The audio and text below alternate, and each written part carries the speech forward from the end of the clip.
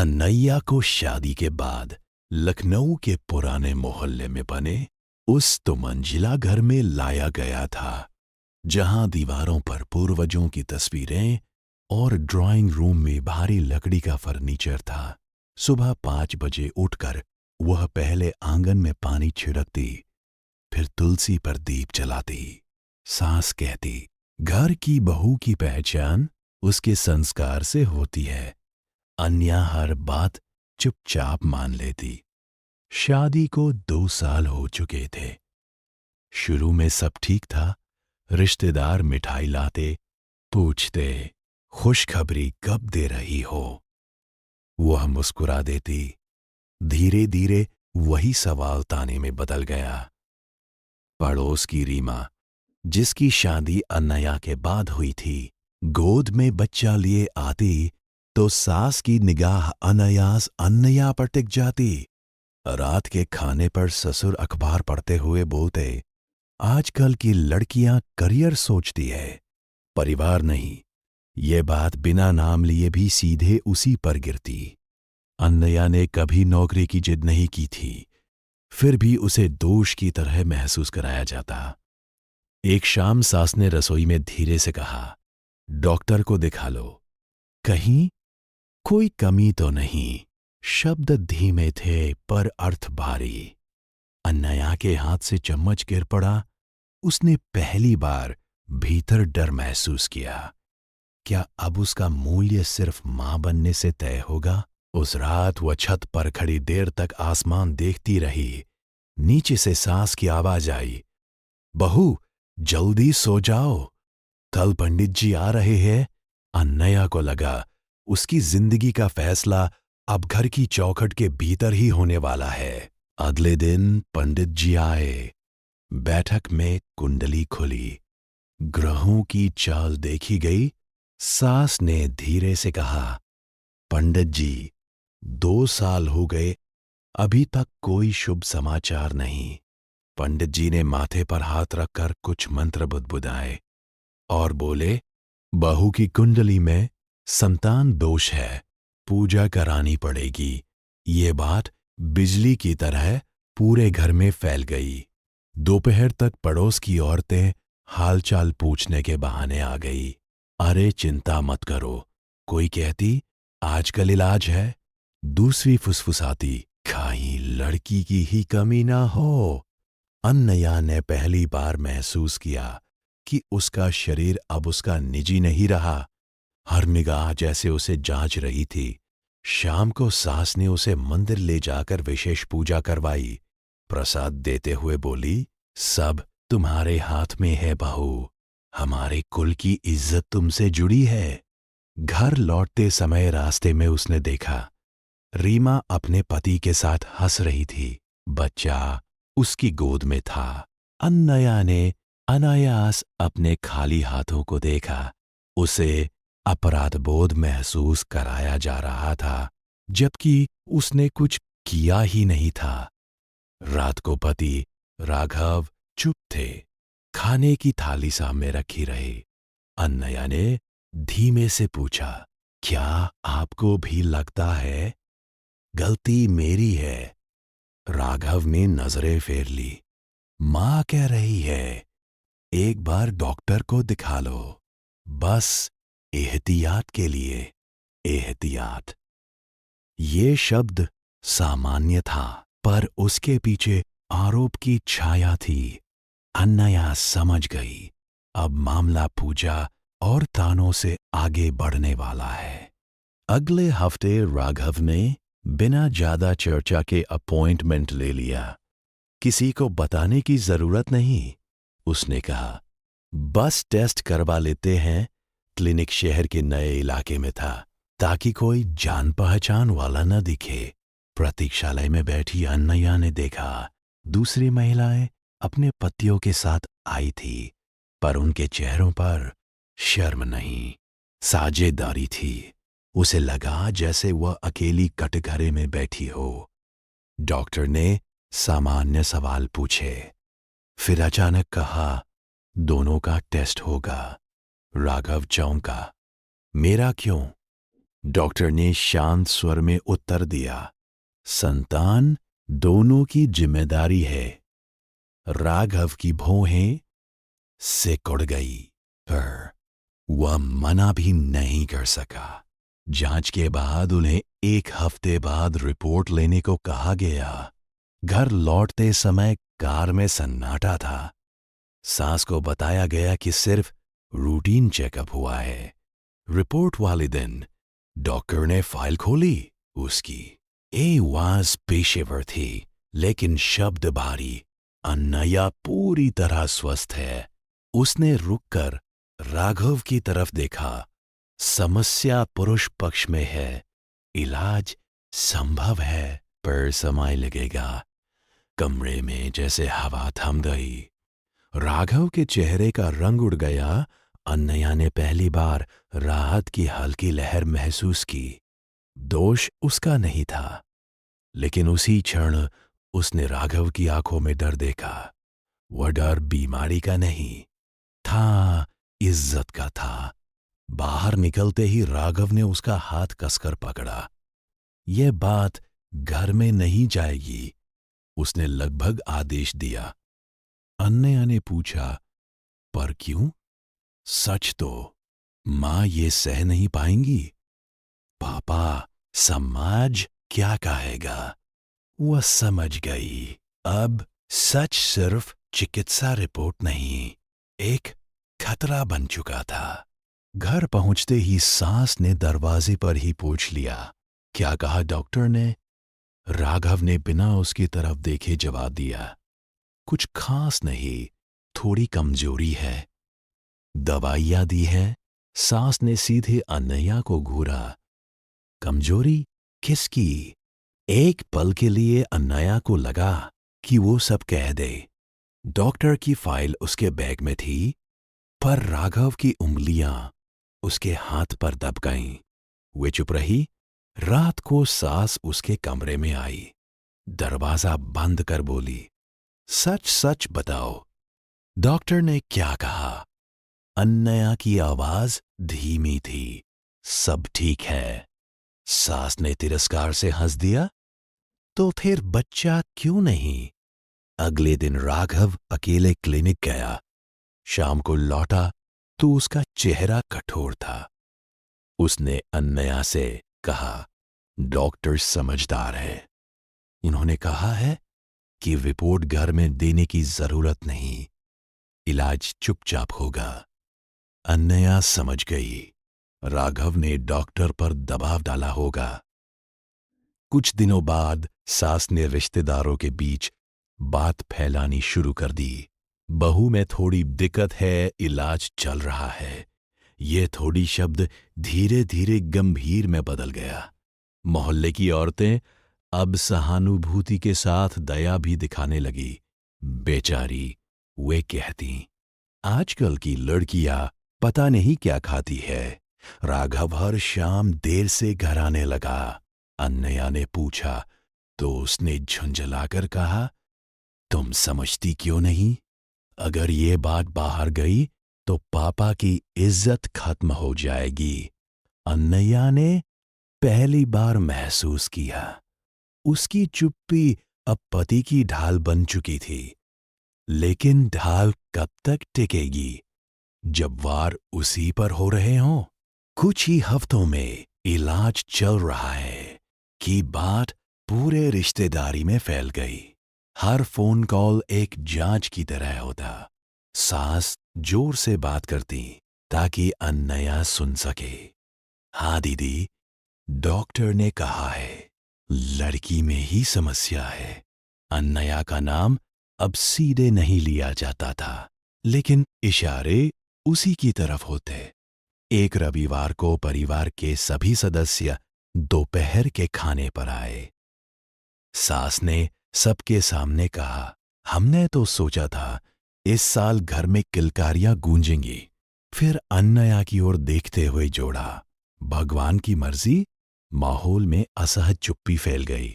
एक चाची ने दबी आवाज में कहा, कभी कभी दूसरी शादी भी समाधान होती है।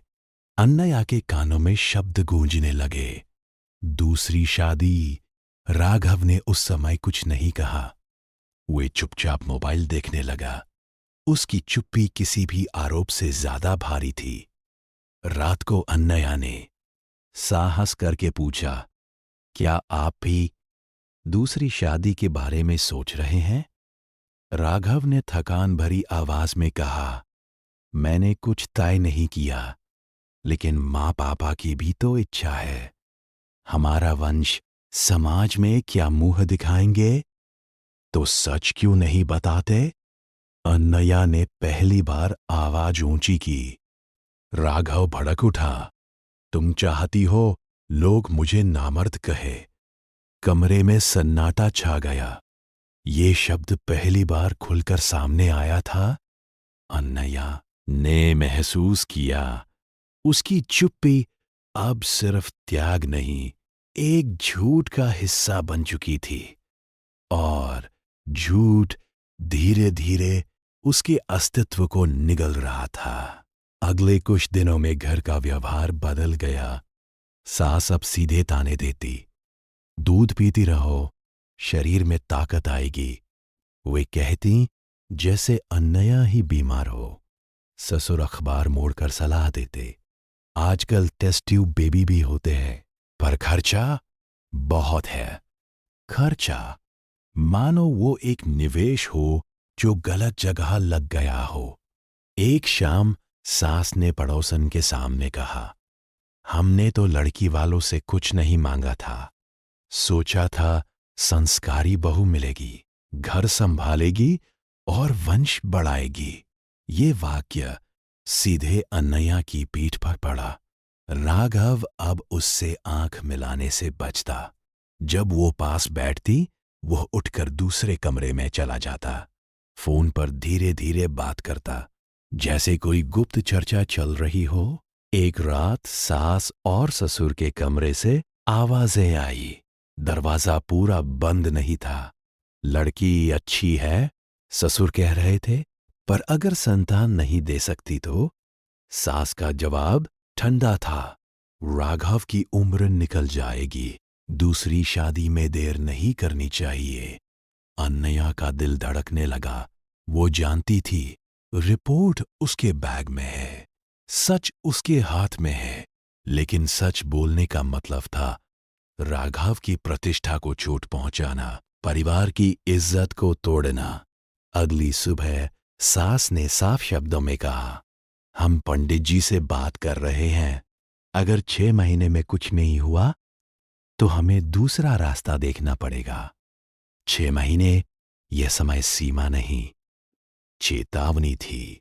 अन्नया ने पहली बार आईने में खुद को देखा और सोचा, क्या वो सिर्फ एक समय सीमा है? उसके भीतर एक सवाल उभर रहा था जो अब दब नहीं रहा था। क्या किसी और की इज्जत बचाने के लिए वे अपना अस्तित्व मिटा दे? 6 महीने का इंतजार शुरू होने से पहले ही मोहल्ले में कानाफूसी तेज हो गई। सास मंदिर में बैठकर अन्य महिलाओं से लंबी बातचीत करती। लौटते समय उनका चेहरा गंभीर होता, जैसे कोई बड़ा त्याग कर रही हो। एक दिन उन्होंने अन्नया को सामने बैठाकर कहा, देखो बहू, हमने तुम्हें बेटी की तरह रखा, लेकिन समाज भी तो कुछ कहता है। अगर हमारे बेटे का भविष्य दांव पर लगे तो हम चुप नहीं बैठ सकते। भविष्य, अन्नया ने धीरे से दोहराया। वंश, सास ने स्पष्ट किया। घर का नाम आगे बढ़ना चाहिए। उसी शाम ससुर ने रिश्तेदारों के व्हाट्सएप ग्रुप में एक सामान्य सी बात लिखी, राघव के लिए अच्छे रिश्तों की तलाश। संदेश सीधा नहीं था, पर अर्थ सब समझ गए। फोन लगातार बजने लगे। दूर के रिश्तेदार सलाह देने लगे। किसी ने आयुर्वेदिक इलाज सुझाया, किसी ने दूसरी शादी की तारीफ की। अन्नया ने देखा, राघव इन संदेशों का विरोध नहीं कर रहा, वह बस चुप है। रात को उसने पूछा, आप रोक क्यों नहीं रहे? राघव ने थकी आवाज में कहा, तुम समझती क्यों नहीं? अगर मैं सबके सामने सच बोल दूं, तो पापा को दिल का दौरा पड़ जाएगा। माँ समाज में कैसे जाएंगी? और मैं? अन्नया की आवाज कांप गई। राघव ने जवाब नहीं दिया। कुछ दिनों बाद सास ने खुलकर कहा, हमने एक परिवार से बात की है। लड़की पढ़ी लिखी है, घर अच्छा है, अभी सिर्फ बात चल रही है। अन्नया को लगा जैसे जमीन खिसक गई हो। उसके पास रिपोर्ट थी। सच था, लेकिन सच बोलने का मतलब था एक युद्ध। और वो अब तक युद्ध से बचती रही थी। रिश्ता देखने की तारीख तय हो गई। सास ने अन्नया को बताया भी नहीं। उसे पड़ोस की महिला से पता चला कि रविवार को लड़की वाले आ रहे हैं। उस दिन सुबह से घर में सफाई, मिठाइयाँ, सजावट होने लगी।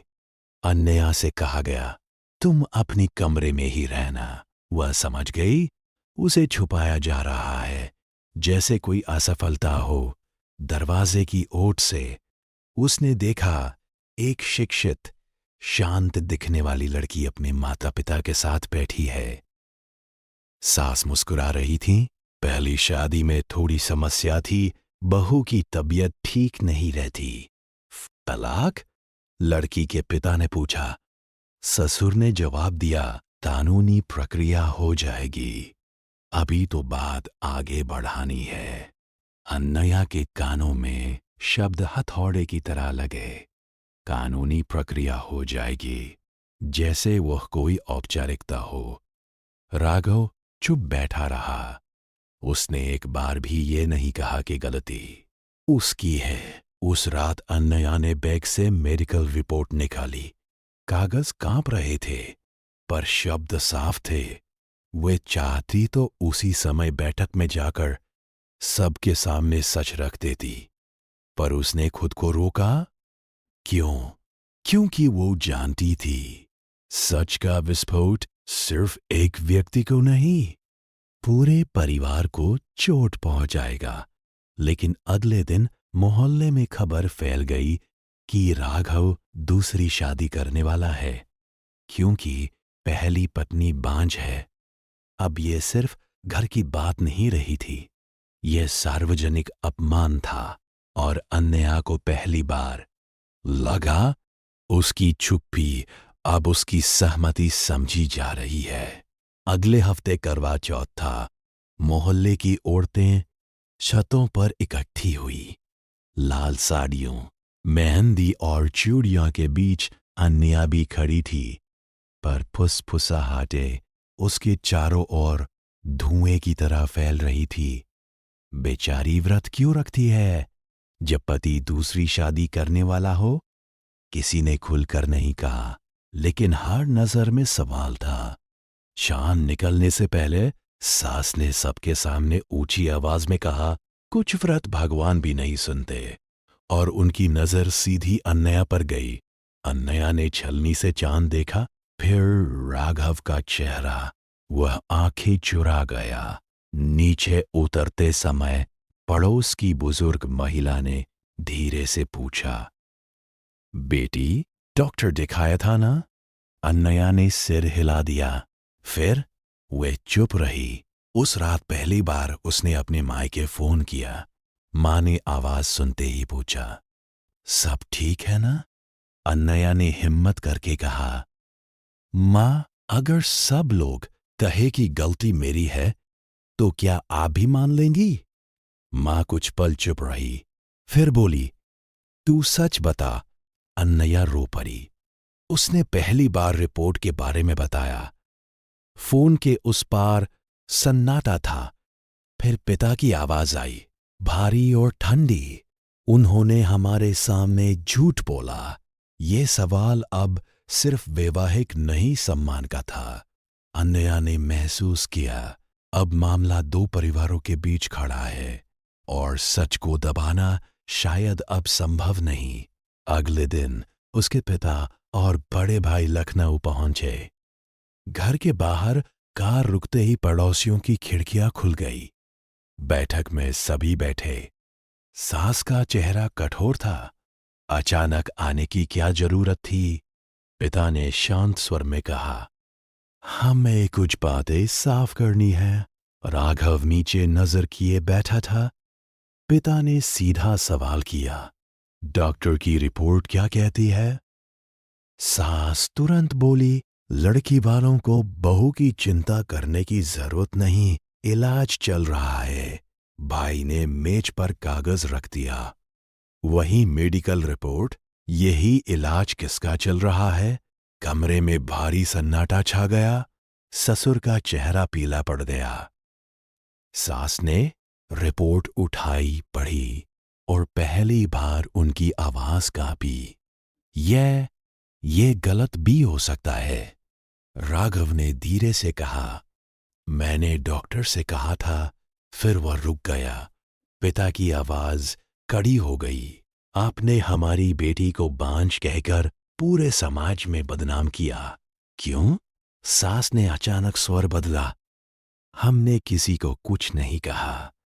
लोग खुद बातें बनाते हैं। भाई ने फोन पर व्हाट्सएप संदेश दिखाए, रिश्तेदारों को भेजे गए संकेत। दूसरी शादी की चर्चा। अब बचने का रास्ता कम था। राघव ने पहली बार सिर उठाया। मैं इलाज करवा रहा था। मैं मां को सच नहीं बता पाया। तो मेरी बेटी को क्यों बदनाम किया? पिता ने पूछा। इस सवाल का कोई जवाब नहीं था।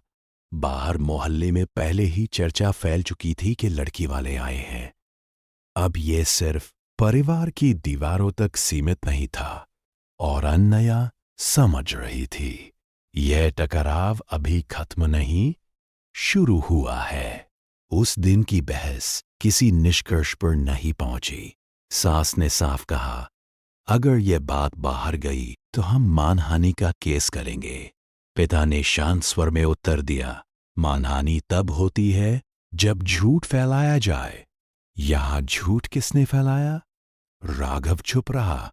उसकी चुप्पी अब स्वीकारोक्ति जैसी लग रही थी। अनन्या ने पहली बार खुलकर कहा, मैंने 2 साल सब सहा क्योंकि मैं घर बचाना चाहती थी, लेकिन आपने मुझे ही दोषी बना दिया। ससुर ने थके हुए स्वर में कहा, गलती हो गई, बात यही खत्म करे? खत्म। भाई ने तीखे स्वर में पूछा, मोहल्ले में जो बदनामी हुई उसका क्या? सास ने अचानक कहा, तो क्या चाहते हो? हम सबके सामने कहें कि हमारा बेटा? उनका वाक्य अधूरा रह गया। यही असली डर था, पुरुष की अक्षमता स्वीकार करना। उस शाम पिता ने अनन्या से अलग बात की। बेटी, फैसला तुझे करना है। हम तुझे वापस ले जा सकते हैं, या अगर तू रहना चाहती है, हम साथ खड़े हैं।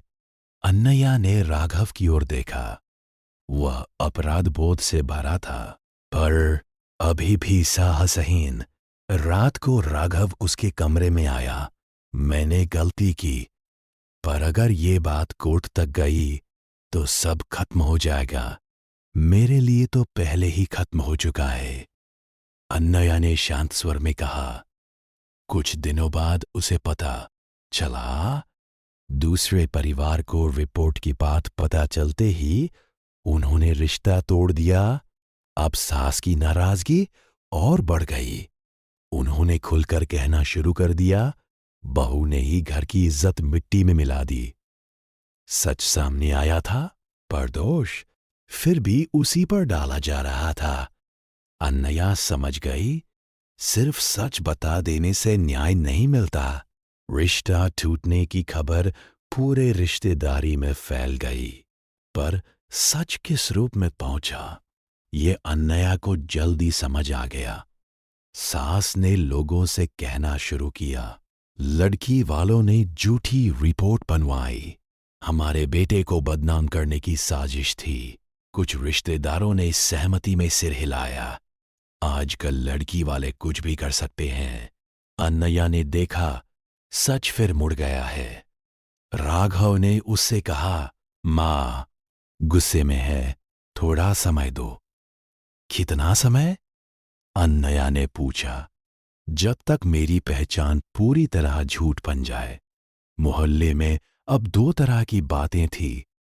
कुछ लोग फुसफुसाकर कहते, शायद लड़के में समस्या है। दूसरे जोर से कहते, लड़की ने घर तोड़ दिया। अन्नया जब बाजार जाती, लोग उसे अलग नजर से देखते, जैसे वो विवाद का चेहरा हो। एक शाम सास ने साफ कहा, अगर तुम यहां रहना चाहती हो तो एक शर्त है, यह रिपोर्ट कभी किसी और को नहीं दिखाओगी। हम कहेंगे कि इलाज चल रहा है, बस।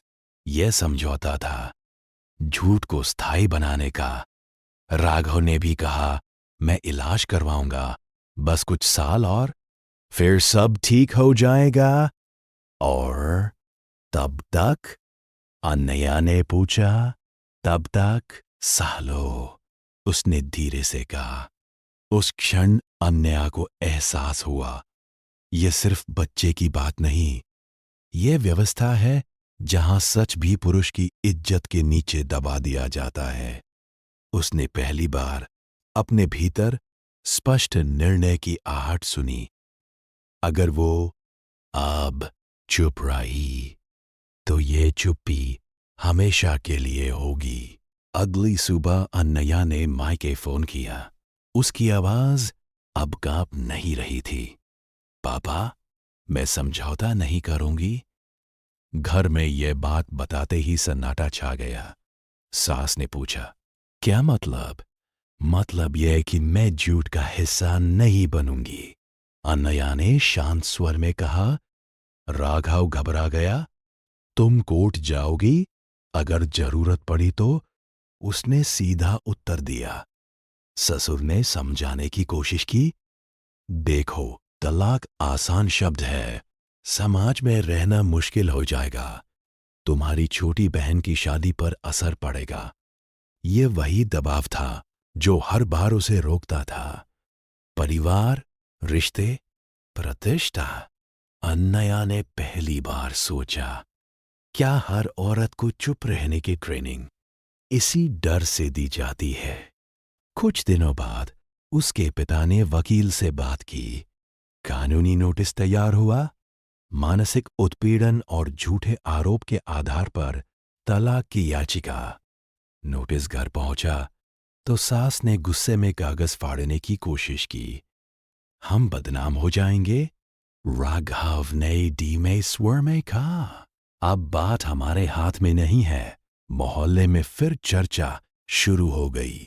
इस बार सवाल सिर्फ बच्चा नहीं था, अब मामला अदालत का था।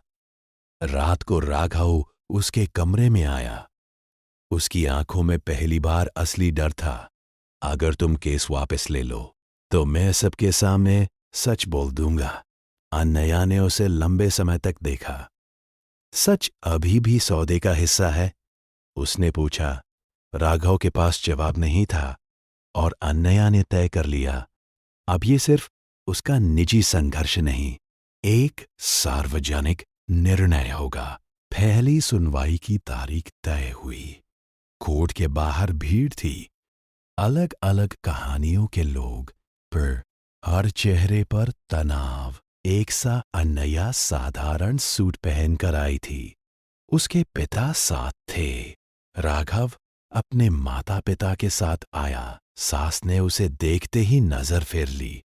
अंदर जज ने दोनों पक्षों को सुना। वकील ने स्पष्ट कहा, मेरी मुवक्किल को जानबूझकर बांझ कहकर सामाजिक रूप से अपमानित किया गया, जबकि मेडिकल रिपोर्ट कुछ और कहती है। राघव के वकील ने दलील दी, यह निजी मामला है, परिवार ने कभी सार्वजनिक आरोप नहीं लगाया। अनन्या के वकील ने व्हाट्सएप संदेशों और रिश्तेदारों के बयान की प्रतियां पेश की। जज ने पूछा, क्या रिपोर्ट असली है? राघव कुछ पल चुप रहा, फिर धीरे से बोला, हाँ, ये हाँ छोटा था पर भारी। सास की आंखों में आंसू आ गए। हमने जो किया घर बचाने के लिए किया। उन्होंने कहा, घर झूठ से नहीं बचता, सुनवाई स्थगित हुई, पर बाहर निकलते ही मीडिया का एक स्थानीय रिपोर्टर आ गया। किसी ने सूचना दे दी थी। क्या ये वही मामला है जिसमें पत्नी को गलत आरोप में बदनाम किया गया? उसने कैमरा आगे बढ़ाते हुए पूछा। अनन्या चौंक गई। ये वह नहीं चाहती थी? राघव ने गुस्से में कहा। यह पारिवारिक मामला है, लेकिन बात अब कोर्ट से बाहर निकल चुकी थी। अगले दिन स्थानीय अखबार में छोटा सा कॉलम छपा। संतान विवाद में तलाक। नाम नहीं थे, पर मोहल्ले ने पहचान लिया।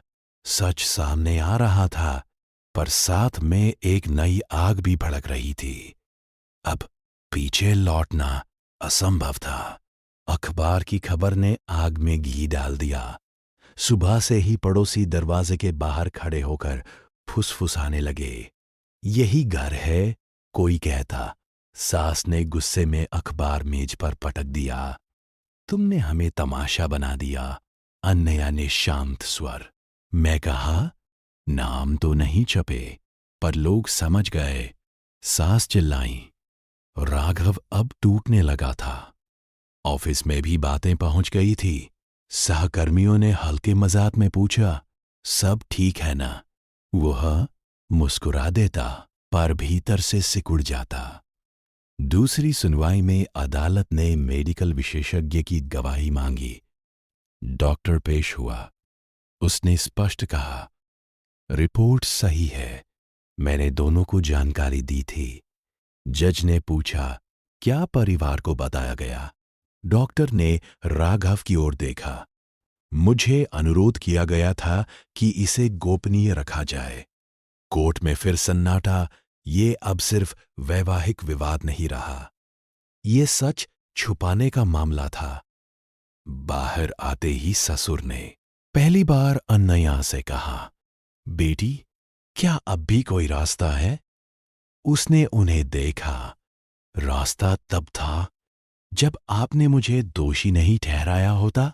घर लौटकर सास ने रोते हुए कहा, हम समाज का सामना कैसे करेंगे? अनन्या के भीतर एक अजीब शांति थी। उसे समझ आ रहा था, ये लड़ाई जीतने के लिए उसे सब कुछ खोना पड़ेगा, और शायद यही उसकी असली परीक्षा थी। तीसरी सुनवाई निर्णायक थी। अदालत ने स्पष्ट कहा कि मानसिक उत्पीड़न और सार्वजनिक अपमान सिद्ध होता है। जज ने तलाक की अनुमति दी और अनन्या के पक्ष में गुजारा भत्ता तय किया। फैसला सुनते समय राघव ने सिर झुका लिया। सास की आंखें लाल थीं, पर इस बार वे कुछ नहीं बोली। कोर्ट के बाहर रिपोर्टर फिर मौजूद था। उसने पूछा, क्या आप कुछ कहना चाहेंगी? अनन्या कुछ पल चुप रही, फिर बोली, मैंने सिर्फ सच कहा है, बस इतना। उसके शब्दों में न विजय थी, न बदला, सिर्फ थकान और दृढ़ता। घर से उसका सामान चुपचाप निकाला गया। पड़ोसी खिड़कियों से देखते रहे। किसी ने खुलकर समर्थन नहीं किया, पर कुछ आंखों में संकोची सम्मान था। राघव ने आखिरी बार कहा, अगर मैं इलाज पूरा कर लूं, क्या तब? अनन्या ने उसे रोका। यह अब इलाज का सवाल नहीं है, भरोसे का है। मायके लौटते समय कार की खिड़की से उसने उस घर को आखिरी बार देखा। 2 साल की यादें थी, सुबह की तुलसी, छत की हवा, करवा चौथ की छलनी। उसने सब पीछे छोड़ दिया। समाज में बातें चलती रही। कुछ लोग कहते, लड़की ने घर तोड़ दिया। कुछ फुसफुसाते, कम से कम उसने चुप्पी नहीं साधी। उसकी प्रतिष्ठा पूरी तरह साफ नहीं हुई। नाम भले न छपे हों, पर पहचान छिपी नहीं थी। लेकिन इस बार वो खुद को दोषी नहीं मान रही थी। यह जीत आसान नहीं थी। ये जीत उसकी कीमत पर आई थी। मायके में भी जीवन सरल नहीं था। पड़ोस की महिलाएं मां से पूछती, इतनी जल्दी तलाक? कुछ तो वजह रही होगी। माँ हर बार एक ही जवाब देती, बच्चों के फैसले हैं। पर अन्नया जानती थी, हर जवाब के पीछे माँ को सफाई देनी पड़ती है। कुछ रिश्तेदारों ने सलाह दी, अब जल्दी दूसरी शादी कर दो, उम्र निकल जाएगी। अन्नया ने पहली बार खुलकर कहा, मैं अभी शादी नहीं करूंगी। उसने एक छोटे स्कूल में टॉगल के रूप में पढ़ाने का काम शुरू किया। अपनी पढ़ाई जो शादी के बाद रुक गई थी, उसे फिर से आगे बढ़ाने का निर्णय लिया। एक दिन वही स्थानीय अखबार जिसमें खबर छपी थी, स्कूल में आया। वे महिला अधिकार पर फीचर कर रहे थे। पत्रकार ने उसे पहचान लिया। क्या आप वही? उसने धीरे से पूछा। अन्नया कुछ पल चुप रही। ये मौका था या फिर एक और तमाशा? उसने कहा, अगर मेरी कहानी किसी और को चुप न रहने की ताकत दे तो लिखिए, पर नाम के बिना। कुछ हफ्तों बाद अखबार में एक लेख छपा। एक महिला की चुप्पी टूटी। नाम नहीं था, पर कहानी थी। मोहल्ले में फिर चर्चा हुई। इस बार कुछ लड़कियां मां से मिलने आई। आंटी, आपकी बेटी ने सही किया, उन्होंने कहा। अन्नया ने महसूस किया, उसकी लड़ाई सिर्फ व्यक्तिगत नहीं रही। उसने सब नहीं जीता। समाज पूरी तरह नहीं बदला, पर उसने खुद को खोने से बचा लिया। और शायद यही उसकी सबसे बड़ी जीत थी। लेख छपने के बाद स्कूल में भी हलचल हुई। प्रधानाचार्य ने उसे अपने कमरे में बुलाया। तुमने साहस दिखाया है, उन्होंने कहा, पर ध्यान रहे, यहां बच्चों का वातावरण सुरक्षित रहना चाहिए। अन्नया समझ गई, समर्थन है, पर सीमित। समाज पूरी तरह बदलने को तैयार नहीं। कुछ महीनों बाद उसे खबर मिली कि राघव ने नौकरी बदल ली है। शहर छोड़ने की चर्चा थी। सास अब रिश्तेदारों के यहां कम जाती थी। एक दिन अनजान नंबर से कॉल आया। दूसरी तरफ राघव था। आवाज थकी हुई। मैं इलाज करवा रहा हूं। डॉक्टर ने कहा है कि उम्मीद है। अन्नया ने शांत स्वर में कहा, अच्छी बात है। मैंने बहुत सोचा। वह बोला, अगर उस दिन मैं सच बोल देता तो शायद हम दोनों की जिंदगी अलग होती। उसने बीच में कहा। कुछ क्षण दोनों चुप रहे। क्या तुम खुश हो? राघव ने पूछा।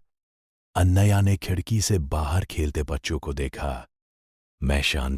मैं हूं, उसने जवाब दिया। फोन कट गया।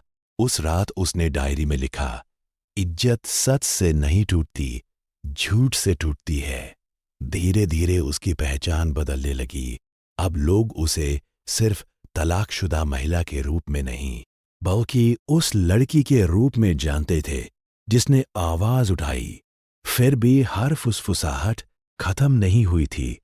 हर रिश्ता आसान नहीं था, लेकिन इस बार उसे किसी की स्वीकृति की प्रतीक्षा नहीं थी। उसने अपना जीवन फिर से अपने हाथ में ले लिया था। 1 साल बीत गया। स्कूल में उसकी नौकरी पक्की हो गई। वह अब केवल पढ़ाती नहीं थी, बल्कि लड़कियों के लिए अलग चर्चा सत्र भी चलाती थी। स्वास्थ्य, अधिकार और निर्णय पर। एक दिन स्टाफ रूम में नई शिक्षिका ने धीरे से कहा, मैंने आपके बारे में पढ़ा था। मेरे साथ भी कुछ ऐसा ही हो रहा है, पर मैं बोल नहीं पा रही। अन्नया ने उसकी आंखों में वही डर देखा जो कभी उसके भीतर था। उसने सिर्फ इतना कहा, डर खत्म नहीं होता, बस हम उसके बावजूद खड़े होना सीखते हैं। घर लौटते समय उसने सोचा, अगर उसने चुप्पी चुनी होती तो शायद यह बातचीत कभी न होती। समाज पूरी तरह नहीं बदला था। कुछ रिश्तेदार अब भी दूरी बनाए रखते थे। शादी के प्रस्ताव आते, पर हर बातचीत में तलाक का सवाल सबसे पहले उठता। वह मुस्कुरा देती। अब ये सवाल उसे तोड़ता नहीं था। एक शाम माँ ने पूछा, पछतावा होता है? अनया ने थोड़ी देर सोचा। दर्द होता है, पर पछतावा नहीं। उसने बहुत कुछ खोया था, एक घर, एक विवाह, कुछ रिश्ते, पर उसने जो पाया वह उससे बड़ा था, अपनी आवाज। और उसे अब पता था, ये आवाज किसी की इज्जत बचाने के लिए फिर कभी नहीं दबेगी। दूसरे साल की शुरुआत में स्कूल ने उसे स्थायी नियुक्ति दे दी। वेतन बड़ा नहीं था, पर सम्मान स्थिर था। मोहल्ले में भी धीरे धीरे लोग सामान्य होने लगे। वही महिलाएं जो कभी फुसफुसाती थीं, अब उससे सलाह लेने लगी। बेटी, अगर किसी के साथ ऐसा हो तो क्या करना चाहिए? अन्नया हर बार कानून की भाषा नहीं बोलती थी। वह कहती, पहले खुद से सच मत छुपाओ। एक दिन उसकी छोटी बहन की सगाई तय हुई। परिवार में खुशी थी। कुछ रिश्तेदारों ने संकोच से पूछा, लड़के वालों को सब पता है? पिता ने साफ कहा, हाँ। और अगर उन्हें समस्या होती तो रिश्ता नहीं होता। ये छोटा सा वाक्य अन्नया के लिए बहुत बड़ा था। अब परिवार झुक नहीं रहा था। सगाई में राघव का कोई नाम नहीं लिया गया, न कोई तुलना हुई। अतीत अब कहानी बन चुका था, घाव नहीं।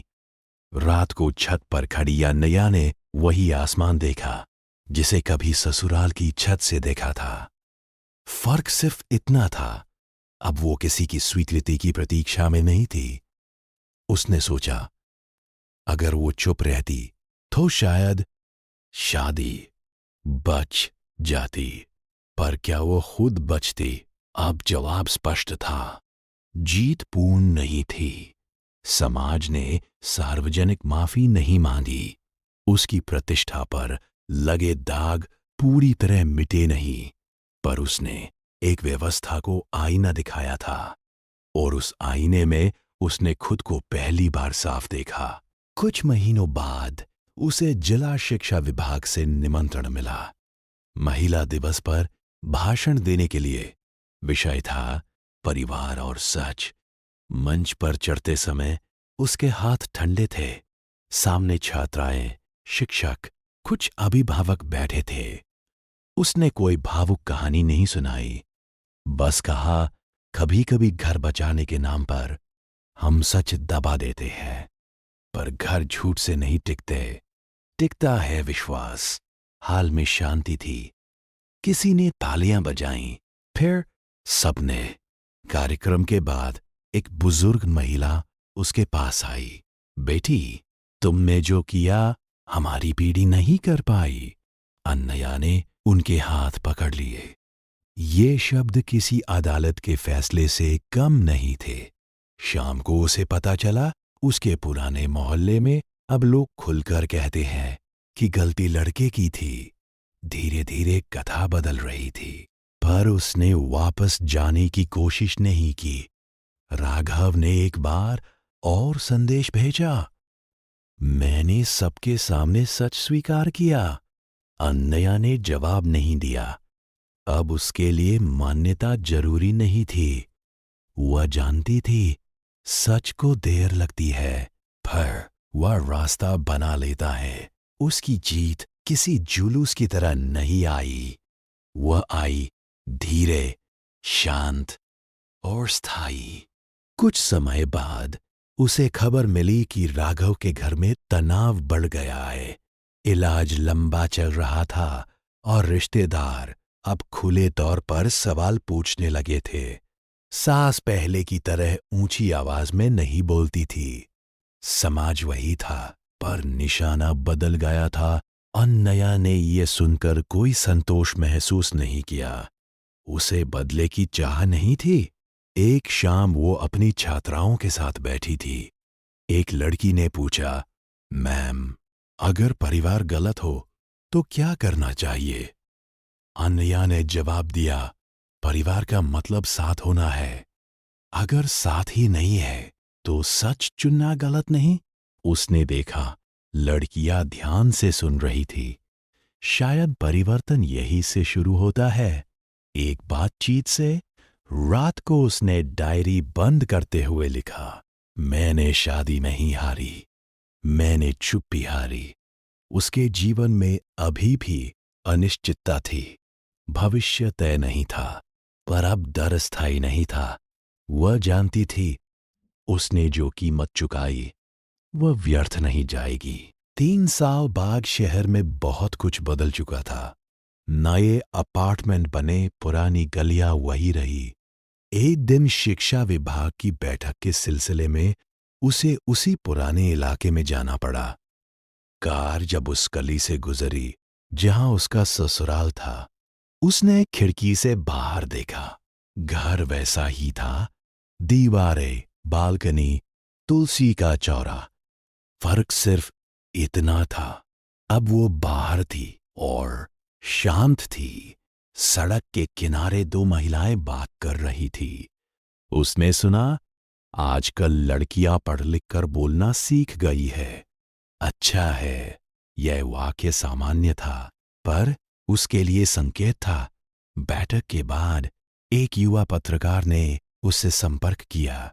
हम महिला अधिकारों पर लंबी श्रृंखला बना रहे हैं। क्या आप औपचारिक रूप से अपनी कहानी साझा करेंगी? इस बार उसने नाम छिपाने की शर्त नहीं रखी।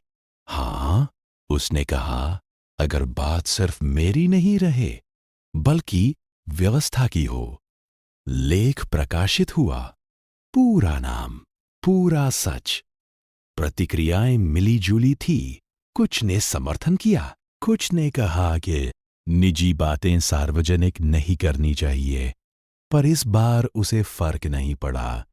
अब सच सिर्फ एक बचाव नहीं था, वह उसकी पहचान था। लेख के बाद उसे कई संदेश मिले।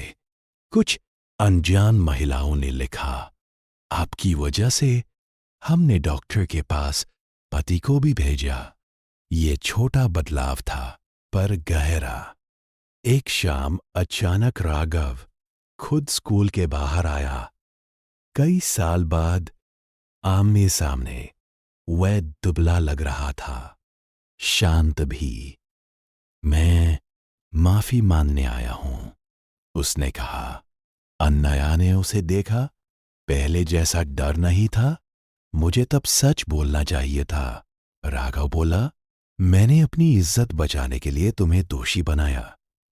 कुछ पल खामोशी रही। मैंने तुम्हें माफ किया, अन्नया ने धीरे से कहा, पर वापस नहीं जाऊंगी। राघव ने सिर हिलाया। मैं जानता हूं, यह बातचीत छोटी थी, पर अधूरी नहीं। जब वह चला गया, अन्नया ने महसूस किया, अतीत अब उसके पीछे नहीं, दूर था। उसने जो खोया था वह लौटकर नहीं आएगा, पर उसने जो सीखा वह उससे कभी नहीं छीनेगा। और शायद यही सच्ची मुक्ति थी। अब उसकी कहानी समाप्त नहीं हो रही थी, वह आगे बढ़ रही थी।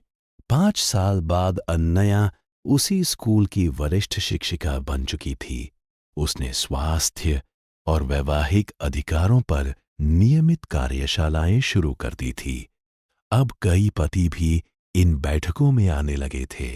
एक कार्यक्रम में उसने देखा, मोहल्ले की वही पड़ोसन जो कभी फुसफुसाती थी, अपनी बेटी को लेकर आई है। कार्यक्रम के अंत में वो महिला उसके पास आई और बोली, हमने तब तुम्हारे बारे में बहुत बातें की, शायद गलत थी। अन्नया ने हल्की मुस्कान दी।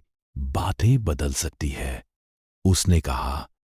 घर लौटते समय उसने महसूस किया, समाज एक दिन में नहीं बदलता, पर कोई एक व्यक्ति चुप न रहे तो दरार पड़ती है।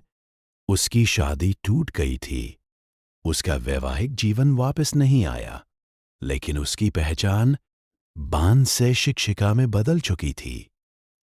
यह पूर्ण न्याय नहीं था, कोई सार्वजनिक माफी नहीं, कोई भव्य पुनर्स्थापना नहीं, पर उसने अपनी शर्तों पर जीवन चुना।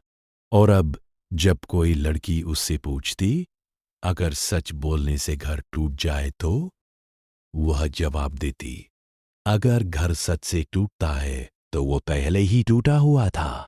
अनया ने आखिरी बार डायरी में लिखा, मैंने घर नहीं तोड़ा, मैंने झूठ से समझौता तोड़ा। और इस बार उसे किसी की स्वीकृति की जरूरत नहीं थी।